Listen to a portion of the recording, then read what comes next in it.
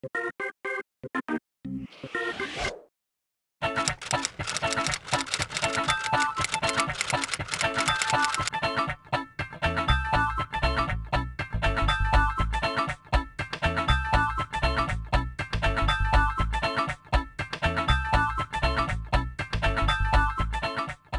at another hot day at the office in Jamaica.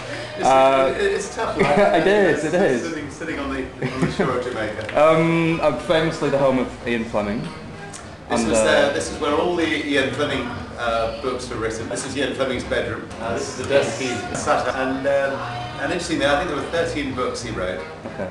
There's been about 26 films, I think, so I'm not sure.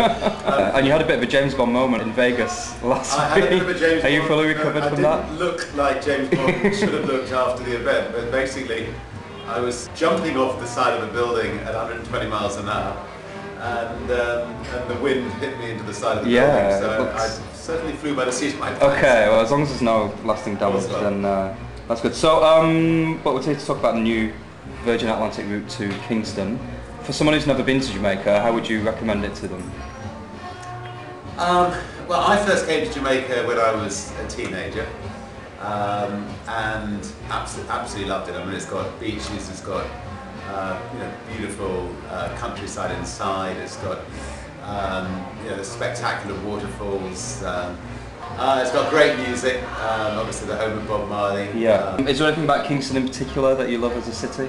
If you love music, you love Kingston. Yeah. And there's lots of great studios to go and see. There's lots of great restaurants. There's fantastic places to go and see where Bob Marley lived. Sure. And the museum.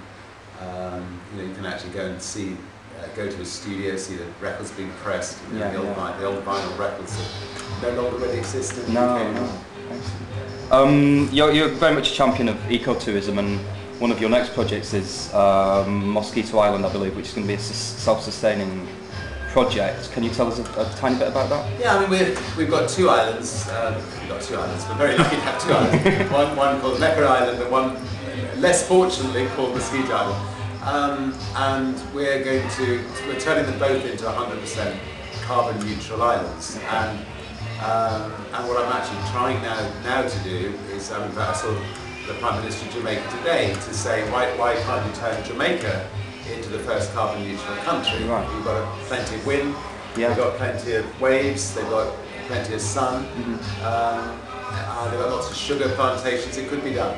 Sure. So we volunteered to help and see if that could be possible. Okay. You're also looking into clean fuels for airlines. Can you see a time when commercial airlines run on biofuel? Yes, I mean, in the first quarter of next year, we will fly a plane without passengers, which will have a percentage of biofuel mixed into the regular fuel, and that will be historic for a jet plane. I mean, first of all, we want to make sure it works in a jet engine, which we're pretty confident it will do. Then we've got to make sure that we can actually produce enough fuel so that it has no effect on rainforests or the ecosystem. And again, I'm confident that in time that will be possible. Okay. You've also just published a story of your Arctic expedition with your son. I wonder if you could share a few highlights or lowlights of that trip. Well, I mean, it was really my son's Arctic expedition, which he invited me along to be part of it. He wanted to do an expedition in the Arctic to alert people to the dangers of global warming and what it was doing to the Arctic. If all that land that is permanently frozen becomes unfrozen, suddenly all that methane is going to go up into the air, and that will push up the world's temperature by about 2.5 degrees, which will be could be fatal actually for mankind. But we had a fantastic trip as well. I mean, Sam learned how to drive the husky dogs. We had polar bears invading the camp at night time. In the daytime, when the sun was out, it was fantastic. Yeah. And I was proud of my boy. Sounds amazingly exciting. What year do you predict you'll see the first opening of the first Virgin Galactic Lunar Lounge? I hope in my lifetime, yeah. but to be to be sending people to the moon.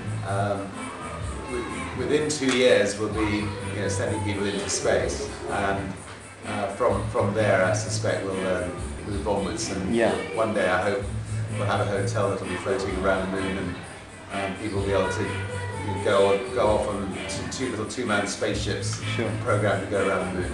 Wow. Is there anywhere left on Earth you'd still like to go that you haven't been?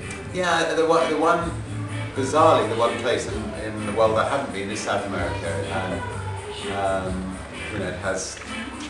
I'm getting a bit old to think like this, but it has the most beautiful women in the world, and I definitely want to go to South America before I get too old.